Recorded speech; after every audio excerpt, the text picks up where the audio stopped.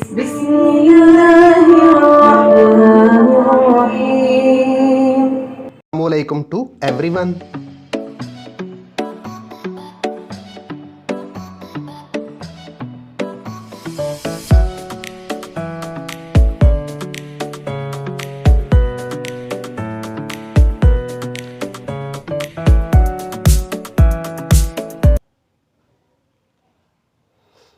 जी आज का lecture physics 9th class. काफ़ी दिनों के बाद दोबारा लेक्चर शुरू कर रहे हैं। Unit number 1। कुछ लेक्चर्स इस यूनिट के हो चुके थे, तो यूनिट नंबर 1 है तबई मिकदारें और पैमाइश, फिज़िकल क्वांटिटीज़ एंड मेजरमेंट। आज का अहम टॉपिक है फिजिकल बैलेंस, तबई तराजू। क्वेश्चन किस तरह इम्तहान में आता है? फिजिकल बैलेंस क्या है? फिजिकल बैलेंस से एक छोटे पत्थर के टुकड़े का मास कैसे मालूम करते हैं?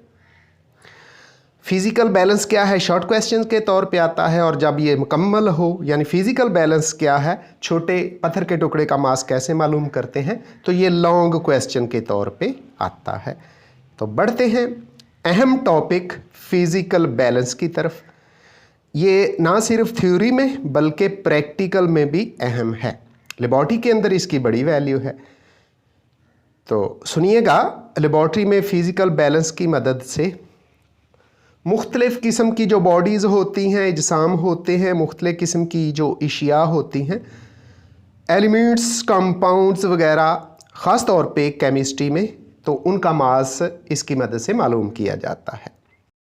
इसका स्ट्रक्चर यानी मुख्तलिफ़ हिस्से कुछ यूँ हैं।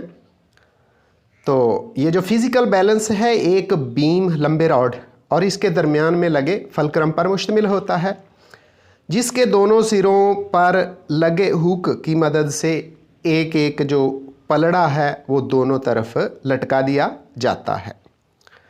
ये तमाम चीज़ें आपको शक्ल में भी नज़र आएंगी, तो सामने शक्ल पे गौर कीजिए। फिर इसके मुख्तलिफ़ हिस्सों के नाम भी बताए जाएंगे। तो सबसे पहले जो सामने एक सादा सी शक्ल नज़र आ रही है, पहले उसको देख लें और फिर इसके मुख्तलिफ़ हिस्सों के नाम बताते हैं।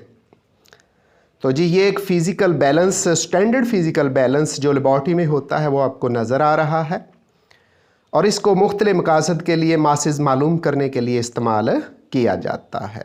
अब इसके मुख्तलिफ़ हिस्सों के नाम देख लें। सबसे ऊपर बैलेंसिंग स्क्रू है, ये वो पेच है जिसकी मदद से इसके दोनों पलड़ों को बैलेंस किया जाता है। फिर नीचे हुक है, ये वो जगह है जहाँ पलड़े लटकाए जाते हैं। नीचे प्लम्ब लाइन है, ये वो रस्सी है, धागा है जिसके नीचे एक वेट होता है और इसकी मदद से इसकी सुई को बैलेंस किया जाता है। नीचे पेन्स हैं यानी पलड़े हैं, दूसरी तरफ स्ट्रिप है, तार है, पॉइंटर है, स्केल, और नीचे लेवलिंग स्क्रू और अरेस्टमेंट नाब लिखा हुआ है। तो इन तमाम चीज़ों की मदद से फिज़िकल बैलेंस को एडजस्ट किया जाता है।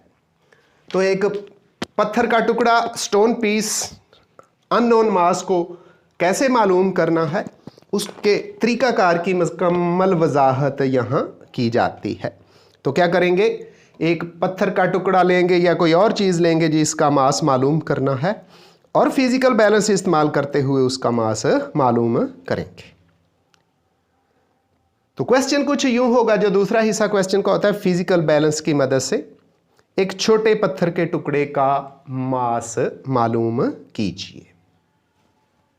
तो पत्थर के टुकड़े की जगह कुछ और भी कह सकता है, कोई और चीज़ भी दे सकता है। तो दी गई शय का मास मालूम करने के लिए और फिज़िकल बैलेंस को इस्तेमाल करते हुए हम दर्ज झैल स्टेप्स लेंगे, दर्ज झैल मराहल में से गुजरेंगे। तो वो स्टेप्स, वो मराहल और वो इक़दामात जिनकी मदद से, जिनमें से गुजरते हुए हम किसी चीज़ का मास मालूम करेंगे, वो दर्ज झैल हैं।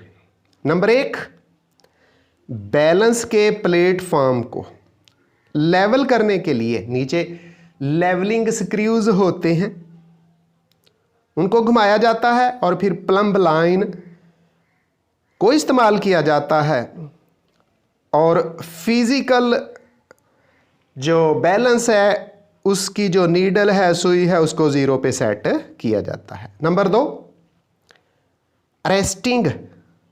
रेस्टिंग नाब को क्लॉकवाइज सम्मत में घुमाकर बीम को आहिस्ता आहिस्ता ऊपर की तरफ ले जाते हैं, बुलंद करते हैं। बीम के किनारों पर मौजूद जो मुख्तलिफ किस्म के 2 तरह के स्क्रूज दोनों तरफ लगे होते हैं, उनको घुमाकर सुई जो दरमियान में नीडल होती है, पॉइंटर होता है, उसको सबसे पहले 0 पर लाया जाता है और हॉरिजेंटली एक स्केल होता है, उस पर 0 होता है, वहाँ इसको एडजस्ट कर दिया जाता है। नंबर 3, जो अरेस्टिंग नाब है को दोबारा घुमाते हैं और बीम को वापस नीचे, जो नीचे वाला टेबल है, उस पर ले आते हैं। फिर जो दिया गया स्टोन है, दिया गया पत्थर है, दी गई चीज़ है, उसको जो लेफ्ट साइड वाला पैन है ना, बायां पलड़ा है, उसके अंदर रख देते हैं। चौथा पॉइंट क्या है? वेट बॉक्स जी। इसमें मुख्तलिफ तरह के वेट्स होते हैं, ग्राम्स होते हैं, मिलीग्राम्स होते हैं। मुनासिब जो म्यारी मास जिन एक्सपेक्टेड जिनकी ज़रूरत होती है, इनको उठाकर दाएं पलड़े के अंदर रख दिया जाता है। तो फिर बीम को दोबारा उठाते हैं। अगर सुई 0 पर ना हो तो बीम को वापस नीचे रख देते हैं और दाएं पलड़े के अंदर जो मुख्तलिफ किस्म के मासेस डाले गए थे उनको देखते हैं कि कितने हैं। अगर मासेस वाला पलड़ा यानी वेट वाला पलड़ा नीचे झुक रहा था तो इसका मतलब है वेट हमने ज़्यादा डाल दिए, उनको बाहर निकालते हैं।